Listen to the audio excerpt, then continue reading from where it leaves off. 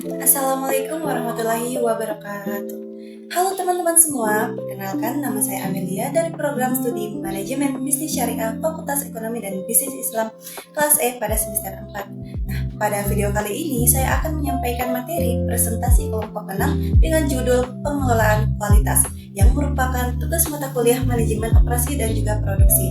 Nah, materi ini penting untuk kita pelajari karena kualitas adalah salah satu kunci utama sebuah perusahaan bisa bertahan dan juga bersaing di dunia bisnis. Yuk langsung saja kita bahas satu persatu. Kita masuk pada latar belakang.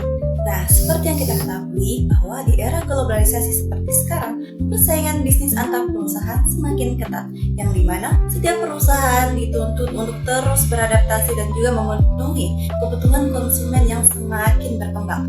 Nah, sekarang ini konsumen itu tidak hanya melihat harga suatu produk, tetapi juga sangat memperhatikan kualitasnya. Konsumen semakin kritis dan juga punya harapan yang tinggi terhadap produk maupun layanan yang mereka terima. Nah, kualitas itu sendiri tidak hanya dilihat dari hasil akhirnya saja, tetapi juga dilihat dari seluruh proses yang ada di dalamnya, seperti ada perencanaan, pengadaan bahan baku, produksi, sampai ke pelayanan ke pelanggan. Nah, karena itu dibutuhkan sistem pengelolaan kualitas yang baik agar semua proses ini itu bisa berjalan sesuai dengan standar yang diharapkan. Seperti itu. Sekarang kita masuk ke pengertian pengelolaan kualitas. Secara sederhana, kualitas bisa diartikan sebagai kemampuan suatu produk atau jasa dalam memenuhi kebutuhan dan juga harapan ke pelanggan. Produk dikatakan berkualitas kalau bisa memberi manfaat sesuai harapan dan juga membuat konsumen puas setelah menggunakannya. Sedangkan pengelolaan kualitas itu adalah rangkaian kegiatan yang dilakukan secara sistematis dan juga berkelanjutan, yang dimana di sini untuk memastikan produk atau jasa yang dihasilkan sudah sesuai dengan standar kualitas yang ditetapkan. Pengelolaan kualitas ini terdiri dari 4 elemen utama, yaitu yang pertama ada perencanaan kualitas, yaitu menentukan standar dan juga target mutu yang ingin dicapai. Yang kedua, pengendalian kualitas, yang dimana yaitu mengawasi proses agar sesuai dengan standar. Yang ketiga, yaitu jaminan kualitas, yang dimana memastikan produk selalu konsisten dan juga memenuhi standar. Dan yang keempat, yaitu perbaikan kualitas, yang dimana upaya terus-menerus untuk meningkatkan mutu dari waktu ke waktu. Selanjutnya kita akan membahas prinsip-prinsip pengelolaan kualitas. Prinsip ini merujuk pada standar internasional yang dimana memiliki 7 prinsip utama. Yang pertama yaitu fokus kepada pelanggan, yang artinya semua kegiatan perusahaan harus diarahkan untuk memenuhi kebutuhan dan juga harapan pelanggan, bahkan mengantisipasi kebutuhan mereka juga di masa depan. Yang kedua, kepemimpinan. Seorang pemimpin harus bisa memberi arah, motivasi, dan menjadi teladan dalam menerapkan budaya kualitas di perusahaan. Ketiga, keterlibatan semua orang. Kualitas bukan hanya tanggung jawab satu bagian saja, tapi tanggung jawab seluruh anggota kepada organisasi. Nah, yang keempat yaitu pendekatan proses. Setiap kegiatan dilihat sebagai bagian dari proses yang saling berkaitan, sehingga hasil kerja itu bisa jadi lebih efektif dan juga efisien.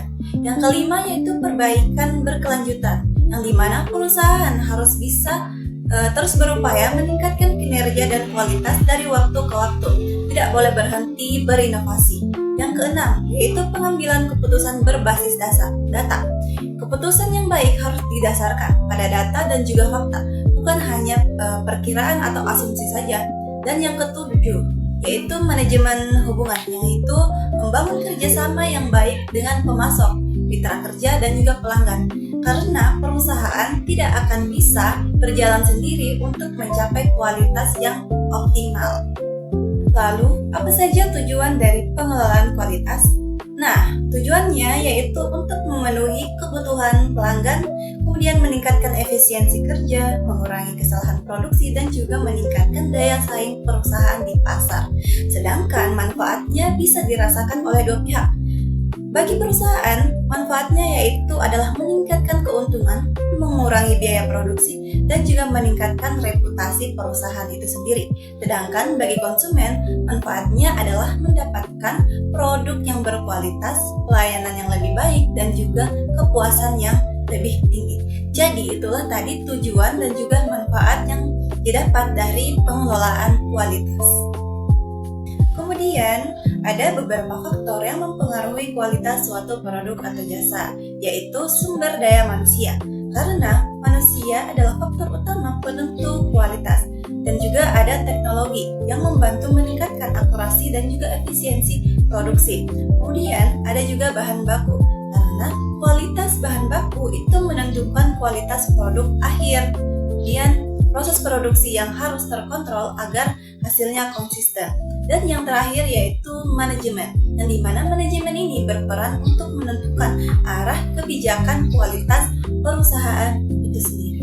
Nah, pengelolaan kualitas ini itu bisa diterapkan di berbagai jenis usaha, misalnya di industri makanan dengan menjaga kebersihan tempat produksi dan juga standar kesehatan bahan baku. Sedangkan di perusahaan jasa itu dengan fokus meningkatkan mutu pelayanan pelanggan itu sendiri. Dan di lembaga pendidikan, yaitu dengan meningkatkan mutu pembelajaran dan juga tenaga pendidik. Adapun langkah-langkah penerapannya secara umum itu ada 4, yaitu menentukan standar kualitas, kemudian melatih karyawan agar kompetisinya itu dapat meningkat, dan juga melakukan evaluasi secara rutin dan melakukan perbaikan secara berkelanjutan. Seperti itu. Jadi, dari penjelasan tadi dapat disimpulkan bahwa pengelolaan kualitas adalah proses yang sangat penting untuk memastikan produk atau jasa yang dihasilkan itu sesuai dengan standar dan juga kebutuhan pelanggan. Nah, pengelolaan kualitas yang baik akan memberikan manfaat yang besar baik bagi perusahaan maupun bagi konsumen. Oleh karena itu, setiap organisasi itu disarankan menjadikan kualitas sebagai budaya kerjasama, bukan hanya tanggung jawab satu bagian saja. Oke teman-teman, demikian penjelasan materi dari kelompok 6 mengenai pengelolaan kualitas. Semoga video ini bermanfaat dan juga mudah dipahami. Kurang dan lebihnya mohon dimaafkan. Saya atas nama Amelia pamit undur diri. Terima kasih dan wassalamualaikum warahmatullahi wabarakatuh.